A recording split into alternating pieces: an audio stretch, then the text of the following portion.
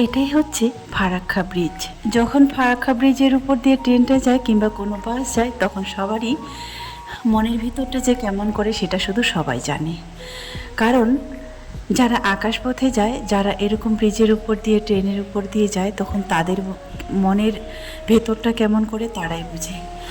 ঠিক যখন এখানে আল্লাহ আল্লাহ করে পার করছিলাম ব্রিজটা, তখনই ওই মহুয়াদিদির ভিডিওটা নোটিফিকেশন পেয়ে যাই যে মহুয়াদিদি দেশে এসেছে। তারপরে এমন একটা দুঃসংবাদ পাবো সেটা তো কখনো কল্পনাও করিনি। যাই হোক, সব মিলিয়ে যখন এমন বুঝতেই পারলাম আর দেখতেই পেলাম, তো চলো। আমি কালকে রাতে বেরিয়েছি, খুব একটা আমার ইমার্জেন্সি যাওয়ার ব্যাপার ছিল। তো যাই হোক, চলো প্রথম থেকে শেষ পর্যন্ত তোমরা দেখতে থাকো। আগে প্ল্যান করলাম যে রিয়াকে আর রাজিয়াকে একা পাঠিয়ে দেব, যেহেতু একটা ইমার্জেন্সি কাজ আছে, যেতেই হবে আমাকে নর্থ বেঙ্গলে আমার বাড়িতে। তারপরে ভেবেচিন্তে দেখলাম, যেহেতু আমাদের রাতের ট্রেন, দিনে দিনে আমাদের যাওয়ার কোনো ব্যবস্থা নেই। দিনে দিনে পৌঁছাবো ঠিকই, তারপরেও কিন্তু আমাদেরকে রাত্রি 3টায় কিংবা 2টায় উঠতে হবে। তো যেখান থেকেই যাই না কেন, রাতের ব্যাপারটা আমাদের থেকেই যায়। তারপরে মনে মনে ভাবলাম, বা মেয়ে দুটাকে একা ছাড়বো না, সেই তো আবার রাতে যেতেই হবে। আচ্ছা, আমিও চলে যাই, যতই একটু ব্যস্ত থাকি না কেন, 2টা দিনের তো ব্যাপার, একদিন যাব একদিন আসবো, থাকা আর হবে না। তো চলো আমি চলেই যাই। এই করেই কিন্তু আগের দিনে বেরিয়েছিলাম ঠিক রাত 3টার সময়। মেদিনীপুর থেকে হাওড়া যাই লোকালে করে, আবার হাওড়া থেকে ট্রেন ধরে রাধিকাপুর এক্সপ্রেস মানে কুলিকটাতে করে সেই একদম সোজা মালদা। এই পরিকল্পনাগুলো করলাম, যেমনই পরিকল্পনা করেছি, যেই কাজ কথা সেই কাজ। তো চলো বেরিয়ে পড়েছিলাম। তারপরে এই তো পার হচ্ছি ফারাক্কা ব্রিজ। এটা পার হলেই পরে বুঝতে পারবো আমার এলাকায় কিংবা আমার নর্থ বেঙ্গলে আমি চলে এসেছি, পুরোপুরি পৌঁছে গেছি। তারপরে বিপদ তো আর পিছু ছাড়ে না কখনোই। একটা বিপদ নিয়ে তো আমি বাড়ি থেকে বের হয়েছি, ওই তো বলেই দিলাম খুব এমার্জেন্সি ছিল, সেই কাজটার জন্য আমাকে বাড়িতে আসতে হলো। এটা তো আর কাছে না যে কাউকে বলে দেবো সে আমাকে হুট করে এসে জিনিসটা দিয়ে যাবে, কিংবা আমি তাদেরকে বলে দেব তো তারা হয়তো পাঠিয়ে দিবে। আর এমন এমনও কোনো কাজ আছে যেটা যে বাসেও হয় না, আমাকে যেতেই হবে। তো সেরকমই একটা প্ল্যান করে বেরিয়েছিলাম। তারপরে ওই তো বললাম যে মহুয়া দিদির ভিডিওটার নোটিফিকেশন পেয়ে যাই, তারপরে তো শুনতে পেলাম। তো যাই হোক, তখন ভাবলাম যে আচ্ছা বাড়ি থেকে ঘুরে আসি, দিদির সঙ্গে দেখা হবে। যেহেতু আমার বাড়ি থেকে দিদির বাড়ি খুব কাছে না, একই এলাকায় একই জায়গায় থাকি, তাহলে মন তো টানেই, তাই না, একটু দেখা করে আসি। তবে হ্যাঁ, মহুয়া দিদির মার সঙ্গে তাদের সঙ্গে কিন্তু প্রায় দেখা হয়, তাদের সঙ্গে প্রায় দেখা হয়, কথা হয়। তো দিদি তো আর আগের বছরে আসেনি, এবছরে এসেছে। আগেও যেহেতু বলেছিল যে এবছরে আসবে, তো ওই তো আস্তে আস্তে গরমের ছুটিটা আমাদের পড়ে যায়, তখন আসে। এই বছর তো এইভাবে এসেছে, আর এটা তো তারাও ভাবেনি যে এইভাবে আসবো, তাই না। তো কথা হচ্ছে, যেটা বলতে চেয়েছিলাম তোমাদেরকে, একটা মানুষ পৃথিবীতে কখনো সবার ভালো হতে পারে না, তাই না। এই কথাটাই কেন বলছি, তো চলো এই তো আমার কথায় চলে আসি। আমাকে তোমরা এবার যতজন ভালোবাসো, যতজন ভালোবাসার মানুষ আছে, হেটারসও কিন্তু ততজনই আছে। এবার কম বেশি এটা হতেই পারে, কারণ দেখো, আমাকে তোমরা ভালোবাসো বলেই, আমাকে চেনো, আমার ভিডিও দেখো বলেই আমি এর আগেও যখন আমার যখন ক্যান্সার ধরা পড়ে, তখন কিন্তু আমি তোমাদের ভালোবাসা দিয়ে বেঁচে ফিরেছি, তাই না। না হলে হয়তো আমার এই জীবনে বাঁচা হতো না, আর এই জীবনটাও ফিরে পেতাম না। তবে তোমরা সবাই ভালোবাসা দিয়েছিল, সবাই পাশে ছিলে বলে হয়তো নতুন একটা জীবন ফিরে পেয়েছি।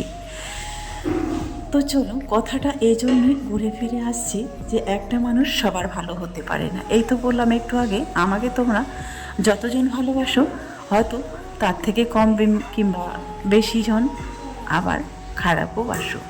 তবে এই জন্যই বললাম, দেখো, একটা মানুষ পৃথিবীতে সবার ভালো হতে পারে না, কারণ সবার মন মতো করে চলাফেরা পৃথিবীতে খুব কঠিন। তোমরা যেটা চাও আমি পারবো না, আমি যেটা করতে চাই সেটা তোমাদের পছন্দ না, এক কথায়, তাই না। তবে এই তো আলুগুলো বাছাবাছি করছি, এগুলো হচ্ছে বাবার বাড়ি থেকে নিয়ে এসেছিলাম। আর অত দূর থেকে জিনিস আনাও তো খুব কঠিন, তাই না? কিভাবে আনবো, নিয়ে যাব বস্তা, একে তো বস্তা দেখলে বাসে তুলতে চায় না। তারপরে আমরা গিয়েছিলাম হোলির সময়। হোলির সময় আমাদের নর্থ বেঙ্গলে কিন্তু হোলিটা খুব জাঁকজমকভাবে হয়, এটা আমি জানতাম ছোটবেলা থেকেই। কিন্তু এটা জানতাম না যে আমাদের নর্থ বেঙ্গলে হোলির জন্য বাস পর্যন্ত বন্ধ হয়ে যাবে। যখন আমি ট্রেন থেকে নেমে বাস ধরার জন্য তারপরে বেশ কিছুক্ষণ দাঁড়িয়েছিলাম, বাস আর আসছে না। রিয়া তবে বলেছিল, মা আমরা একেবারে সোজা গিয়ে হচ্ছে রায়গঞ্জে নামবো, তাহলে টোটো করে চলে আসতে পারবো খুব তাড়াতাড়ি। তখন আমি বললাম, যেহেতু আমরা ভোর 4টায় উঠেছি রাত্রেবেলা, তো এইবার খাওয়া দাওয়ার ব্যাপার আছে, আর মালদা নেমে ওদেরকে যাই হোক একটু ডাল ভাত হলেও কিন্তু খাওয়াবো, খেয়ে দিয়ে তবে এখান থেকে 1.5 ঘন্টা সময় লাগবে, চলে যাব। আর বাস থেকে নেমে যাই হোক 10 টাকা ভাড়া টোটোতে বাবার বাড়িতে চলে যাব। কিন্তু বিশ্বাস করো বন্ধুরা, এটা আমার জানা ছিল না যে আজকে বাস চলেনি। তারপরে যাই হোক থাকতে থাকতে অবশেষে মনে হয় 7টার দিকে একটা বাস পেয়েছিলাম। প্রায় কন্ট্রাক্টরগুলোকে বলতাম, তো ওরা বলছে রায়গঞ্জ থেকে 2টো বাস গিয়েছে বহরমপুরে, সেই বাস দুটো ফিরবে। তবে একটা কিন্তু অলরেডি আমাদের সামনে দিয়ে চলে গেল, সেখানে কিন্তু দাঁড়াবার মতো জায়গা ছিল না, তাই বাসটা দাঁড়ালো না। তো যাই হোক বেশ কিছুক্ষণ পরে একটা পেয়ে গেছিলাম। ভিডিওটা তো অনেক আগের, ভয়েসটা আজ তোমাদেরকে দিচ্ছি, তাই না? হ্যাঁ, এরকম করে এই কাজটার জন্য বাবার বাড়ি থেকে গিয়ে আবার একদিনের জন্য ফিরে আসাটা খুব আমার পক্ষে ডিফিকাল্ট ছিল। তারপরে বাড়ি থেকে ফিরে এসে যখনই ফেসবুক, ইউটিউব ভিডিও দেখার জন্য ফেসবুক যখন স্ক্রল করছি, তখন শুধু মহুয়া দিদির ভিডিও। সত্যি মানুষ পারে না এমন কোনো কাজ নেই। যেই দিদিটাকে তোমরা এত ভালোবাসা দিয়েছিলে, যার কখনো কোনো দিনও আমি কমেন্টও পড়তাম, ভিডিও দেখতাম, যার কোনো দিনও হেটার্স দেখিনি, তাকে আজ একটা সামান্য একটা যাই হোক কাজের জন্য সে তো বলেনি, সে বলেও দিয়েছিল এটা আমরা স্মৃতি করে রাখবো। তাই যে দিদিকে নিয়ে এত কথা ফেসবুকে, ইউটিউব খুললেই শুধু একটাই কথা, ওনার শাশুড়ির ভিডিওটা উনি কেন পোস্ট করেছেন, কী কারণে পোস্ট করেছেন। সেই ভিডিওটা পোস্ট করার পরে কিন্তু উনি বলেই দিয়েছেন যে মনিটাইজেশনটা পর্যন্ত অন করেনি।